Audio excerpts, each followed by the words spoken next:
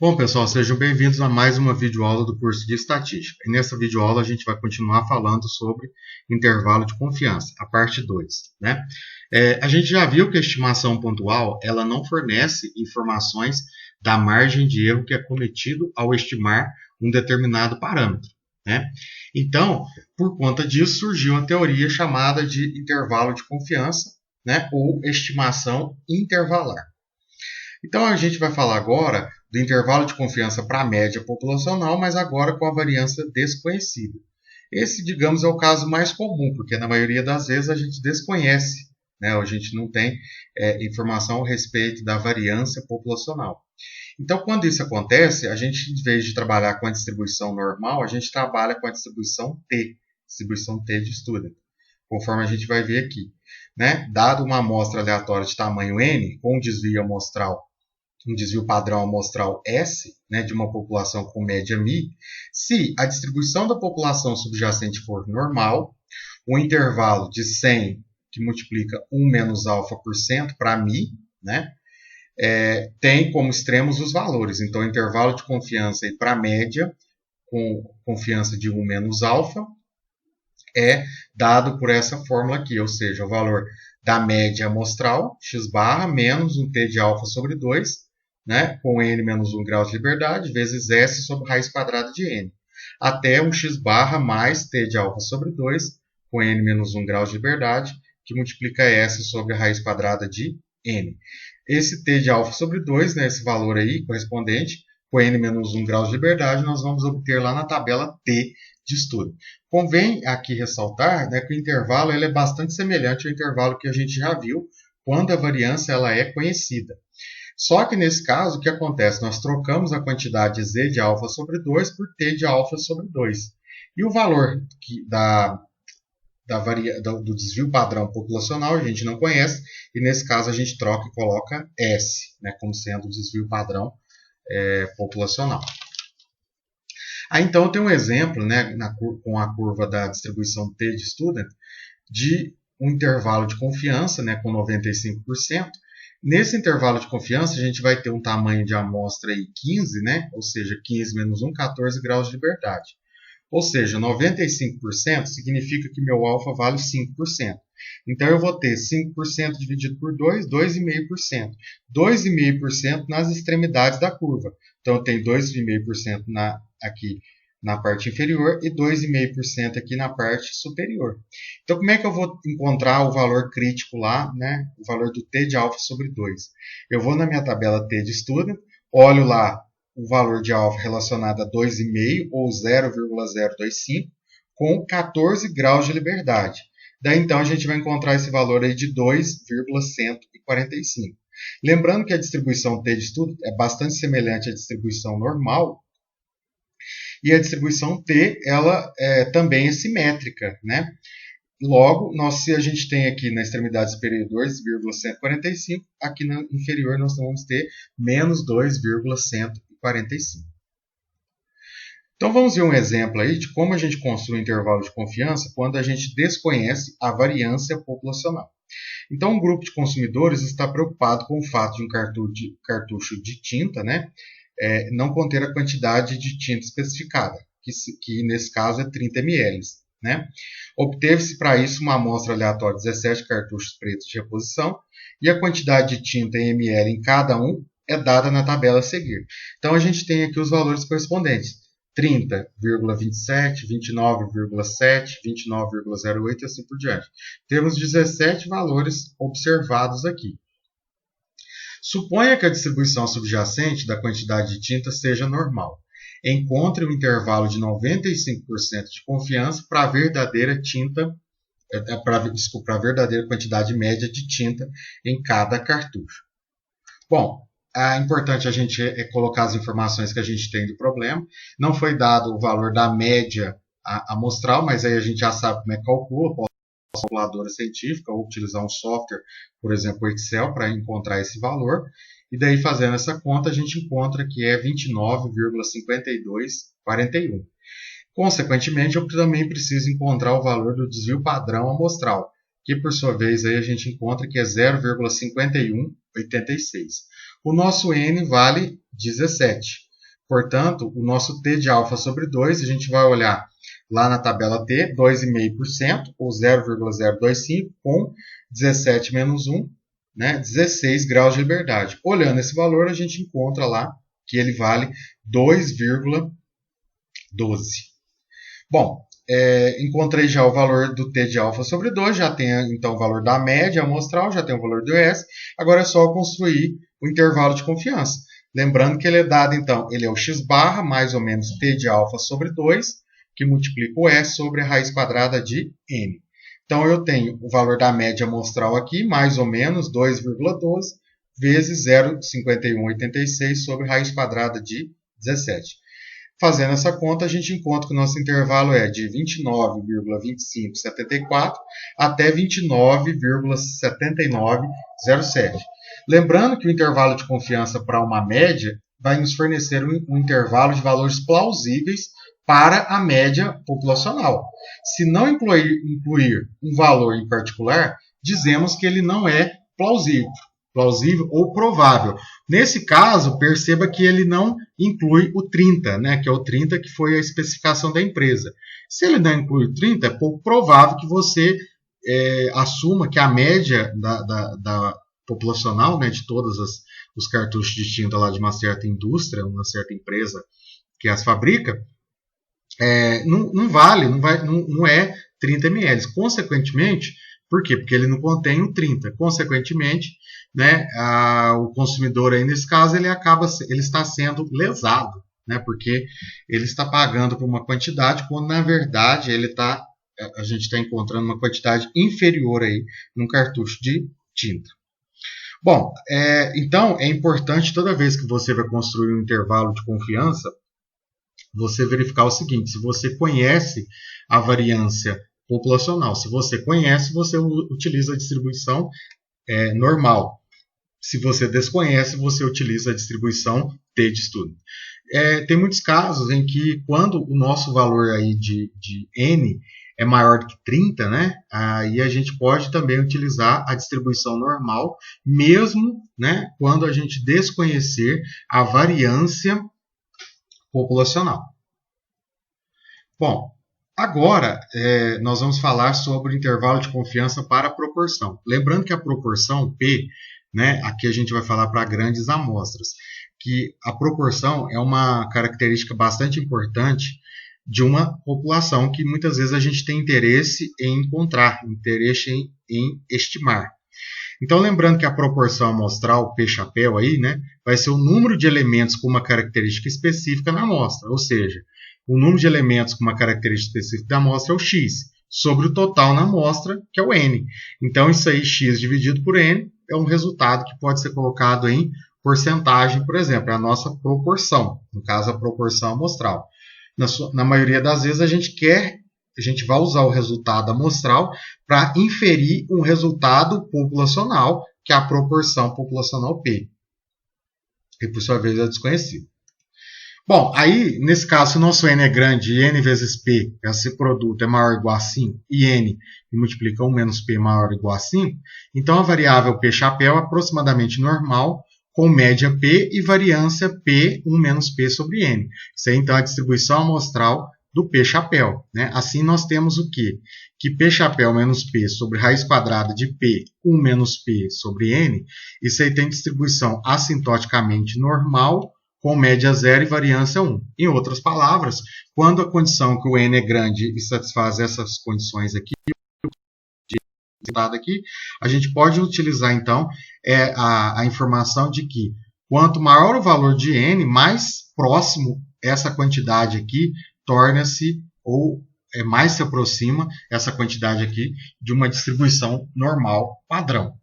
Então, fato esse que a gente utiliza para construirmos intervalos de confiança para a proporção. Assim, a gente pode escrever, então, que o Z, né, que essa quantidade aqui, na verdade, é o Z, eu estou substituindo isso aqui, colocando no lugar do Z essa quantidade, é maior do que menos Z de alfa sobre 2 e menor do que Z de alfa sobre 2. Isso aí, então, é 1 menos alfa. Aí, a gente sabe o seguinte, né, dado o fato, o valor, né, de que o N é grande, em geral, usamos a proporção amostral P como uma boa estimativa de P no denominador, né? Logo, o intervalo de confiança para a proporção P vai ser dado por meio dessa fórmula aqui, ou seja, IC, né, intervalo de confiança para a proporção com a confiança de 1 menos alfa, é igual ao valor amostral, né, P amostral aqui, mais ou menos Z de alfa sobre 2, que multiplica essa quantidade aqui, que é o P amostral, né, 1 menos P amostral sobre N. Então, por meio dessa fórmula aqui, nós construímos, então, o intervalo de confiança para a proporção. Convém ressaltar que essa fórmula aqui vem, né, do conhecimento lá da distribuição amostral de P chapéu. Então, vamos ver um exemplo aqui para a gente entender como nós construímos o intervalo de confiança para a proporção, no caso aí grandes amostras, né? Então a gente sabe o seguinte, que erupções solares são violentas explosões do Sol que liberam enormes quantidades de energia e radiação. Essas emissões podem danificar naves e satélites na órbita da Terra, além de interromper comunicações com o Sol. Em um esforço de planejamento relativo a possíveis erupções, realizou-se um estudo durante vários anos. E em 86 de 350 dias selecionados aleatoriamente, houve pelo menos uma erupção solar. Encontra um intervalo de 99% de confiança para a verdadeira proporção de dias nos quais há pelo menos uma erupção solar. Bom, então a gente quer conhecer, quer fazer uma estimação intervalar para a proporção aí, de dias em que houve pelo menos uma erupção solar. Então a primeira coisa que a gente faz é encontrar o P chapéu aí, que por sua vez são 86 dias em 350 dias observados. Essa proporção é igual a 0,2457. O próximo passo que eu posso fazer aí é encontrar meu Z de alfa sobre 2. Lembrando que é 99% de confiança, significa que só falta 1%, que eu vou dividir por 2, então eu vou ficar com 0,5% na extremidade inferior e 0,5% na extremidade superior. Então, ou 0,005 inferior e 0,005 superior.